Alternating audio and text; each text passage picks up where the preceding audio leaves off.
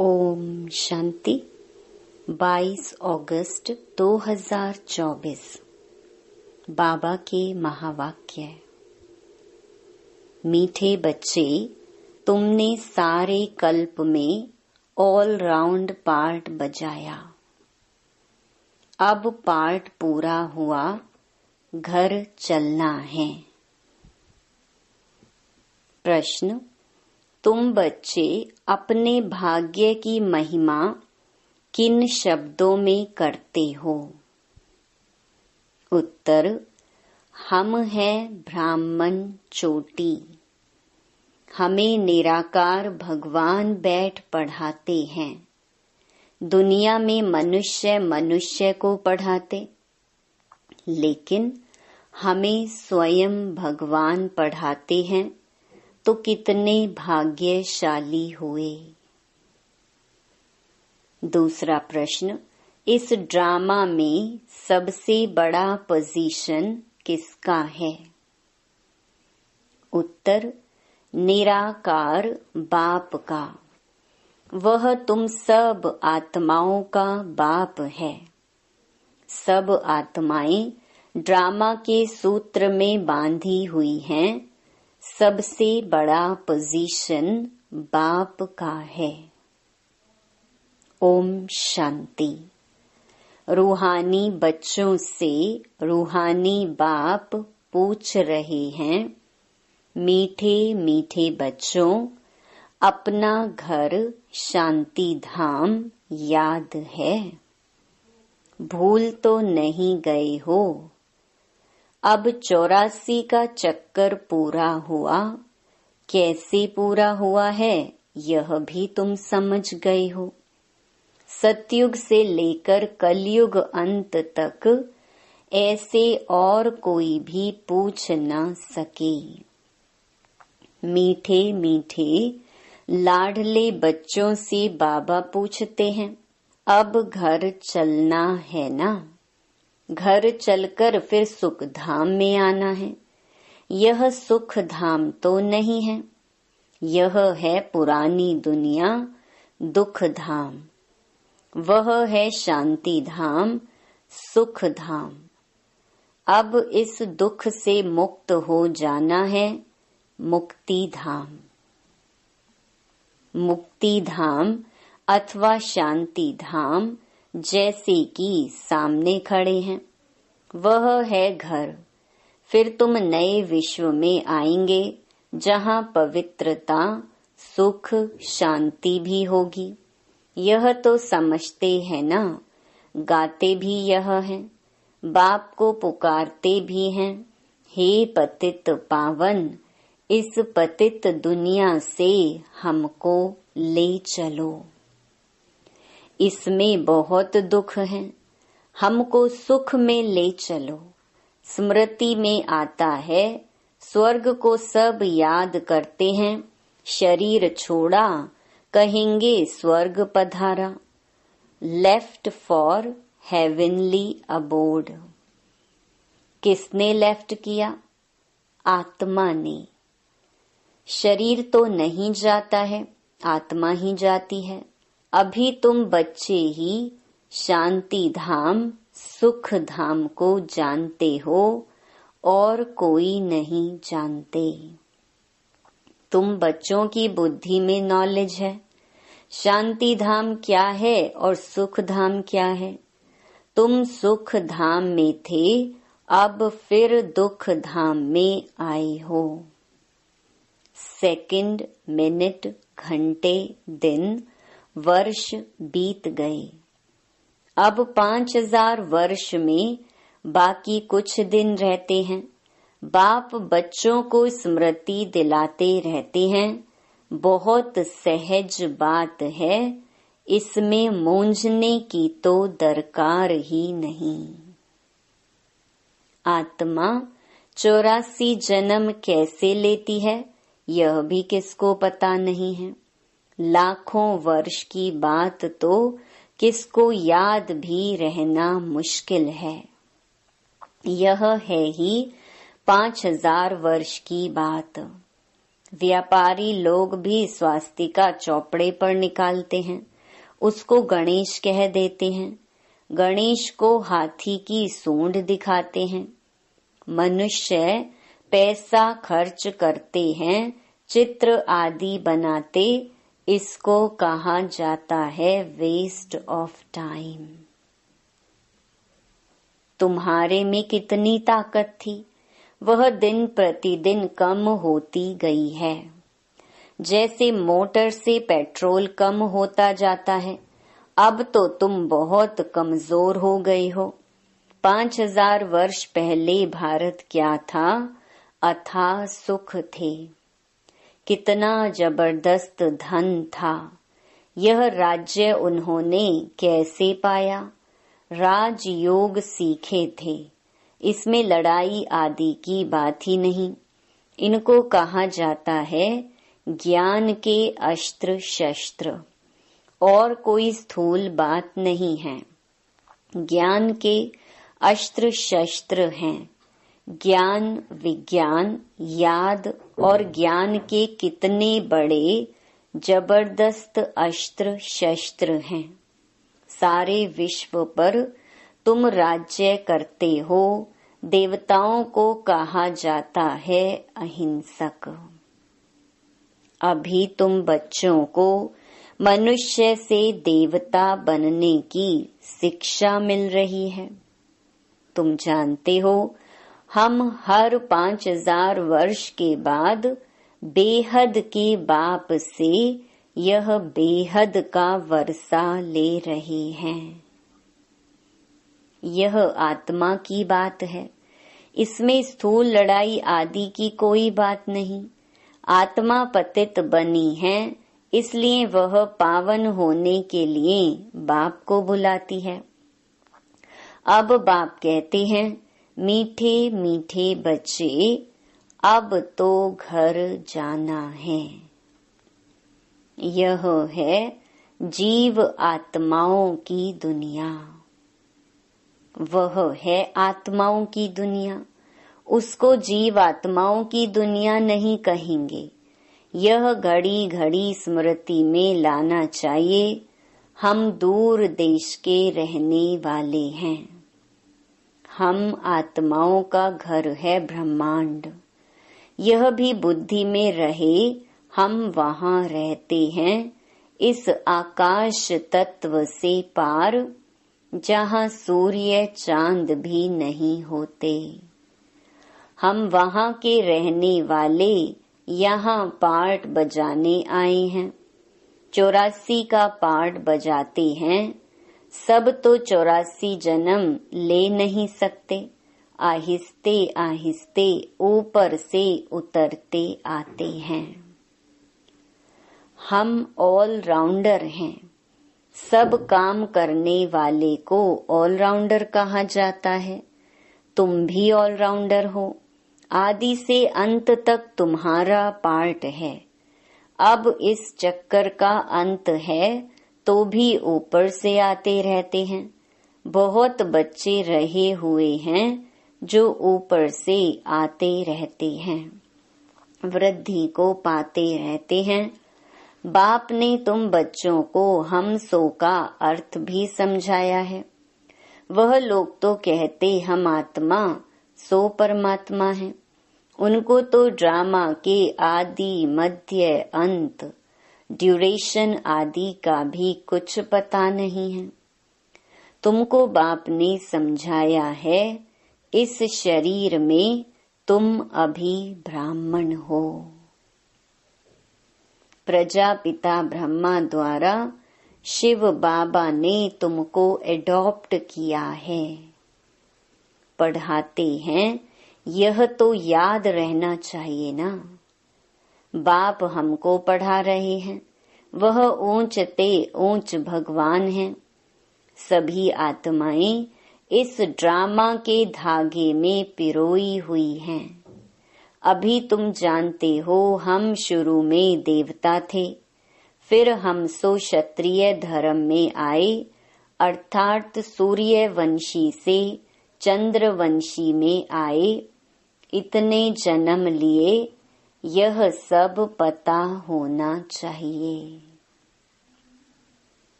यह नॉलेज पहले तुम्हारे में बिल्कुल नहीं थी। अभी बाप ने समझाया है, यह वर्णों की बाजोली है। अभी फिर शूद्र से ब्राह्मण बने हो, ब्राह्मण से फिर देवता बनेंगे। विराट रूप दिखाते हैं ना, तुम्हारी बुद्धि में सारा ज्ञान है। कैसे हम नीचे उतरे, फिर ब्राह्मण कुल में आए, फिर डेइटी डायनेस्टी में आए। अभी तुम ब्राह्मण हो चोटी, चोटी सबसे ऊंच होती है। तुम्हारे जैसा ऊंच कुल कौन कहलावे। भगवान बाप आकर तुमको पढ़ा रहे हैं, तुम कितने भाग्यशाली हो।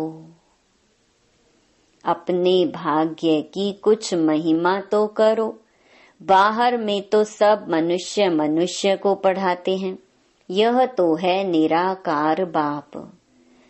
यह बाप कल्प कल्प एक ही बार आकर नॉलेज देते हैं।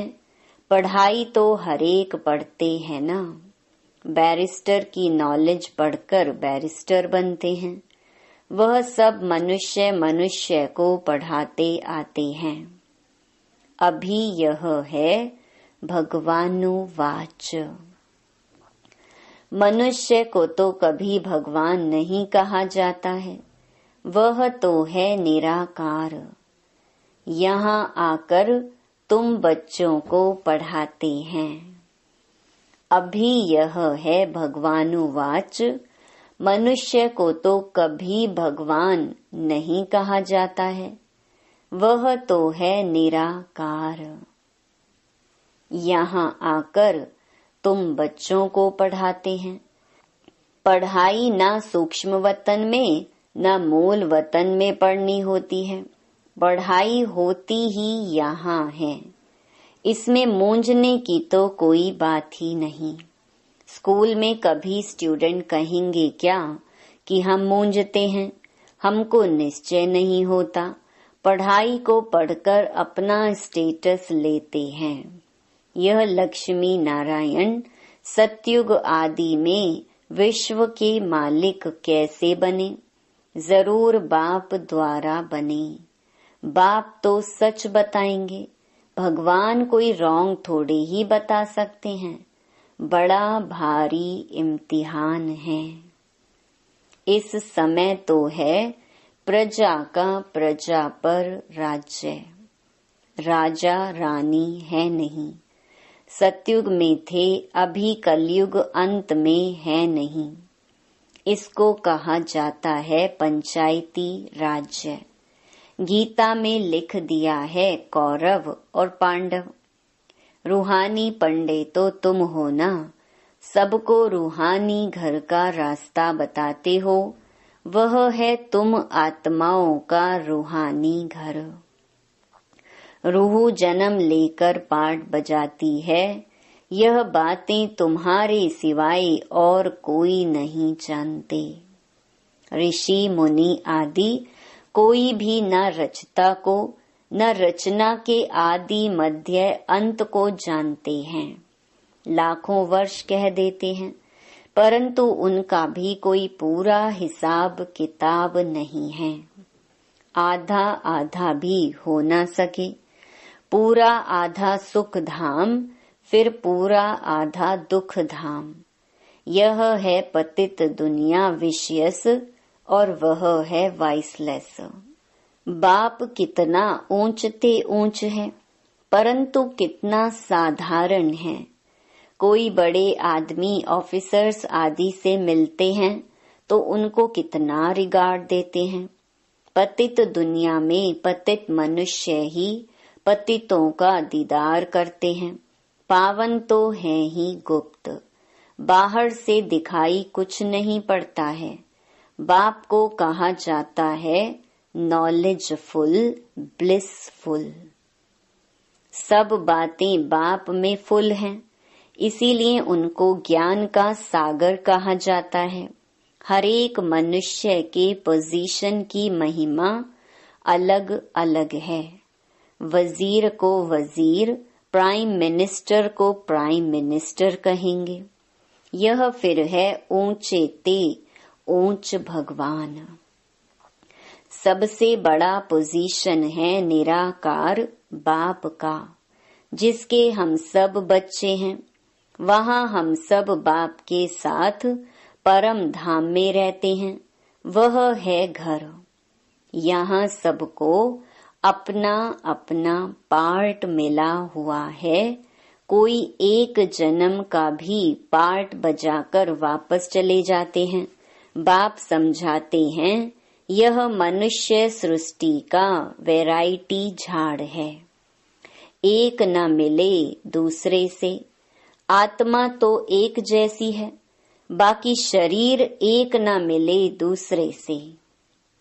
नाटक भी दिखाते हैं जिसमें एक जैसी दो शक्ल बनाते हैं, जिसमें मूंझ जाते हैं कि पता नहीं हमारा पति यह है या यह तो बेहद का खेल है। इसमें एक न मिले दूसरे से। हर एक के फीचर्स अलग अलग हैं। आयु भल एक जैसी हो, परंतु फीचर्स एक जैसे हो न सके। हर जन्म में फीचर्स बदलते जाते हैं। कितना बड़ा बेहद का नाटक है, तो उनको जानना चाहिए ना। सारी सृष्टि के आदि मध्य अंत का ज्ञान तुम्हारी बुद्धि में है। हर एक का ड्रामा में जो पार्ट है वही बजाएंगे। ड्रामा में कोई रिप्लेस हो नहीं सकता। बेहद का ड्रामा है ना। जन्म लेते रहते हैं, सबके फीचर्स अलग अलग हैं। कितने वैरायटी फीचर्स हैं, यह नॉलेज सारी बुद्धि से समझने की है। कोई किताब आदि है नहीं। गीता का भगवान हाथ में गीता ले आता है क्या? वह तो ज्ञान का सागर है, पुस्तक थोड़े ही ले आया। पुस्तक तो भक्ति मार्ग में बनते हैं, तो यह सब ड्रामा में नूंद है। एक सेकंड न मिले दूसरे से। तुम बच्चों को तो सब समझा दिया है। चक्कर पूरा हो फिर नए सिर शुरू होगा। अभी तुम पढ़ रहे हो। बाप को भी तुम जान गए हो, रचना को भी जान गए हो। मूल वतन से यहाँ आते हो पार्ट बजाने। स्टेज कितनी बड़ी है, इनका कोई माप नहीं हो सकता। कोई भी पहुंच नहीं सकते। सागर और आकाश का कोई अंत नहीं पा सकते, इसलिए बेअंत गाया जाता है। आगे इतनी कोशिश नहीं करते थे, अभी कोशिश करते हैं। साइंस भी अभी है, फिर कब शुरू होगी? जब उन्हों का पार्ट होगा। तो इतनी यह सब बातें शास्त्रों में थोड़े ही हैं। सुनाने वाले के बदले सुनने वाले का नाम डाल दिया है। यह काली आत्मा, वह गोरी आत्मा। काली आत्मा इनके द्वारा सुनकर गोरी बनी है। नॉलेज से कितना ऊंच पद मिलता है। यह है गीता पाठशाला। कौन पढ़ाते हैं? भगवान राजयोग सिखाते हैं अमरपुरी के लिए, इसलिए इसको अमर कथा भी कहा जाता है। जरूर संगम युग पर ही सुनाई होगी। जिन्होंने कल्प पहले पढ़ा है वही आकर फिर पढ़ेंगे और नंबरवार पद पाएंगे। तुम यहाँ कितने बार आए हो? अनगिनत। कोई पूछे यह नाटक कब शुरू हुआ है, तुम कहेंगे यह तो अनादि चला आ रहा है, गिनती की बात हो नहीं सकती। पूछने का ख्याल भी नहीं आता। शास्त्रों में सभी हैं भक्ति मार्ग की कहानियां, जो पढ़ते रहते हैं। यहाँ तो अनेक भाषाएं हैं, सतयुग में अनेक भाषाएं आदि होती नहीं। एक धर्म, एक भाषा, एक राज्य की तुम स्थापना कर रहे हो। वो लोग तो शांति स्थापन करने की राय देने वालों को प्राइज देते रहते हैं। शिव बाबा तुमको सारे विश्व में शांति स्थापन करने की राय देते हैं। उनको तुम क्या प्राइज देंगे? वह तो और ही तुमको प्राइज देते हैं, लेते नहीं। यह समझने की बातें हैं। कल की बात है, जबकि इन्हों का राज्य था। अभी तो रहने की जगह नहीं है। वहां तो 2-3 मंजिल बनाने की भी दरकार नहीं रहती। लकड़े आदि की दरकार नहीं। वहां तो सोने चांदी के मकान होते हैं। साइंस के जोर से झट मकान बन जाते हैं। यहाँ तो साइंस से सुख भी है, दुख भी है। इससे सारी दुनिया खलास हो जाएगी। इसको कहा जाता है फॉल ऑफ पोम्पिया। माया का कितना पोम्प है। साहूकारों के लिए तो जैसे स्वर्ग है। इसलिए वह तुम्हारी बात भी नहीं सुनते। आगे तुम भी नहीं जानते थे। यहाँ तो बाप आकर डायरेक्ट तुमको पढ़ाते हैं। बाहर में तो फिर भी बच्चे पढ़ाते हैं। मित्र संबंधी आदि भी याद आते रहते हैं। यहाँ तो बाप बैठ समझाते हैं। दिन प्रतिदिन तुम याद की यात्रा में पक्के होते जाएंगे। फिर तुमको कुछ भी याद नहीं आएगा। सिर्फ घर और राजधानी याद आएगी। फिर यह नौकरी आदि याद नहीं आएगी। मरेंगे ऐसे जैसे बैठे बैठे हार्ट फेल होते हैं। दुख की बात नहीं। हॉस्पिटल आदि तो कुछ भी नहीं होंगे। बाप को जान लिया और स्वर्ग के मालिक बने। तुम्हारा तो हक है, सबका नहीं, क्योंकि स्वर्ग में सब तो नहीं आएंगे ना।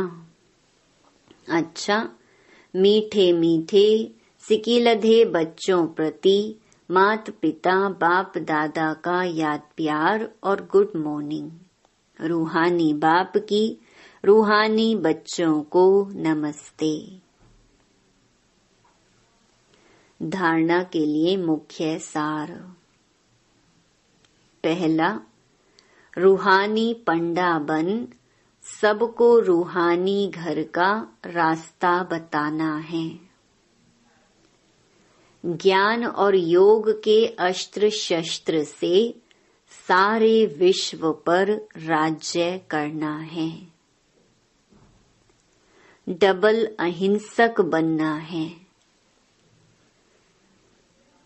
दूसरा, 84 जन्मों का ऑलराउंड पार्ट बजाने वालों को अभी ऑलराउंडर बनना है। सब काम करने हैं। बेहद के वैरायटी ड्रामा में हर एक एक्टर का पार्ट देखते हुए हर्षित रहना है। वरदान अविनाशी उमंग उत्साह द्वारा तूफान को तोहफा बनाने वाले श्रेष्ठ ब्राह्मण आत्मा भव। उमंग उत्साह ही ब्राह्मणों की उड़ती कला के पंख हैं। इन्हीं पंखों से सदा उड़ते रहो। यह उमंग उत्साह आप ब्राह्मणों के लिए बड़े से बड़ी शक्ति है। नीरस जीवन नहीं है।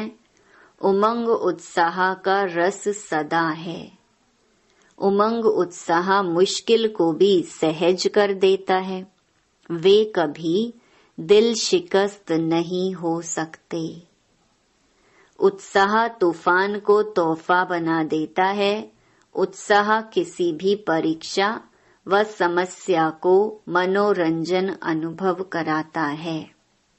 ऐसे अविनाशी उमंग उत्साह में रहने वाले ही श्रेष्ठ ब्राह्मण हैं। स्लोगन: शांति की वास धूप जगाकर रखो तो अशांति की बास समाप्त हो जाएगी। ओम शांति।